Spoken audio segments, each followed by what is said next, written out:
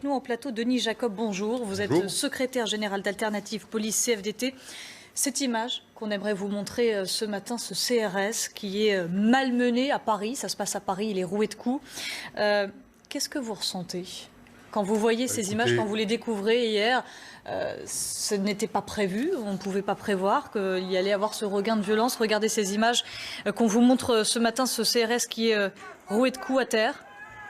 C'est tout simplement scandaleux. Enfin, moi, j'ai honte pour mon pays quand je vois de telles images. On est le 14 juillet. C'est un moment d'union nationale, un moment de rassemblement populaire, festif, où on est censé aussi honorer la mémoire de tous ceux qui sont sacrifiés pour notre pays et voir de telles exactions de la part d'individus qui considèrent que d'être en France les autorise à tout et qui confondent liberté et démocratie avec anarchie et chaos. Moi, je suis scandalisé.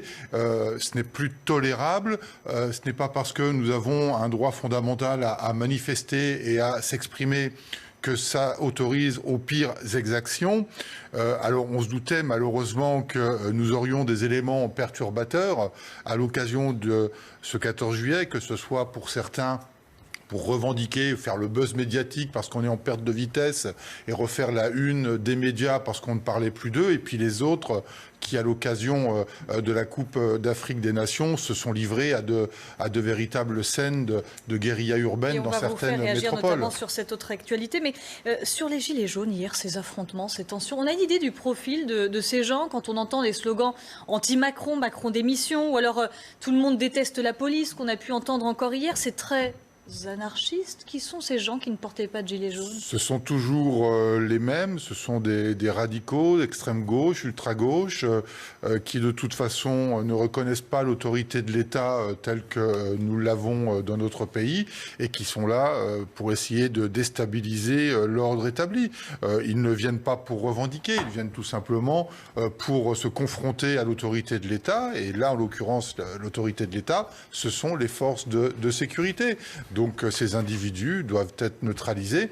Alors après, il y aura toujours cette polémique, elle a commencé ce week-end, de dire c'est scandaleux qu'on ait eu de telles violences, mais quand on n'intervient pas, on nous reproche de ne pas faire notre travail, et quand on intervient, on nous reproche d'avoir des violences policières et des bavures. Donc à un moment donné, il faudra aussi se déterminer et savoir ce que l'on veut dans notre pays comme sécurité. Pour rester avec nous, Denis Jacob, Damien Fleureau, chef du service politique de CNews, c'est un mouvement qui perturbe, on peut le dire, le quinquennat d'Emmanuel Macron, qui pensait avoir balayé d'un revers de la main ce mouvement des Gilets jaunes. Oui, c'est la première fois depuis le 16 mars dernier que des Gilets jaunes parviennent finalement à manifester sur les Champs-Élysées.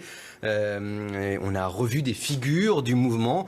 Elles ont fait parler d'elles en raison de leur interpellation. Quelques heures en garde à vue. Au total, 175 personnes interpellées lors de ces débordements sur la plus belle avenue de France. Alors, rien à voir avec la flambée de violence que l'on avait pu connaître, notamment lors de ce fameux acte 18 en décembre dernier. Là, samedi dernier, acte 35, des incidents notamment à Paris, dans quelques villes en province.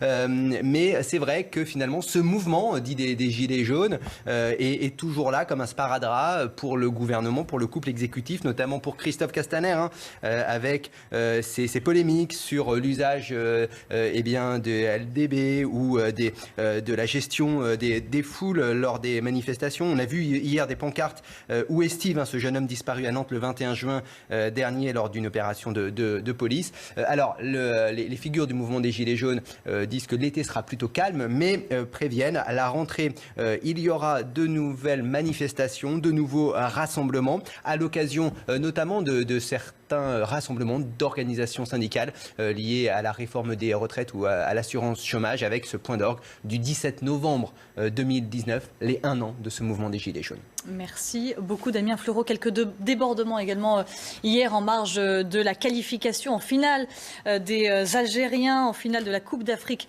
des Nations. Ces images à Paris sur les Champs-Élysées où des milliers de supporters étaient rassemblés. Quelques débordements en fin de soirée avec des tirs de gaz lacrymogène.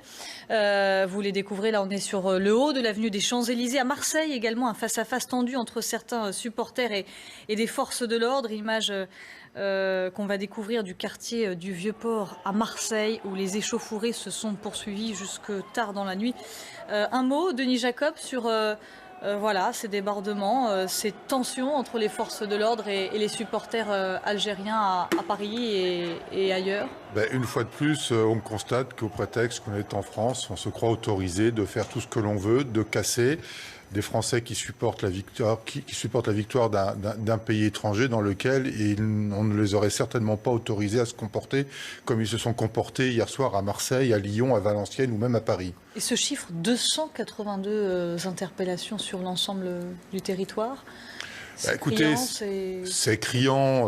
Moi, je considère que de toute façon, toute personne qui enfreint la loi de la République doit être interpellée et déférée auprès de la justice. Donc, je pense qu'à un moment donné, et je le disais à l'instant, il y a des situations de maintien de l'ordre où on contient, où on repousse. À un moment donné, il va falloir se poser la question si on ne doit pas, au contraire, aller encore plus au contact, interpeller et déférer avec la justice, avec tout ce que ça peut avoir comme conséquence, bien évidemment, des dommages collatéraux, des blessés, mais je le disais, à un moment donné, il faut savoir ce que l'on veut dans notre pays comme sécurité. Très bien. Merci beaucoup, Denis Jacob, secrétaire général d'Alternative Police FDT, d'avoir été notre invité sur ce plateau. Merci, Antoine Besson, avec Ulysse Cailloux.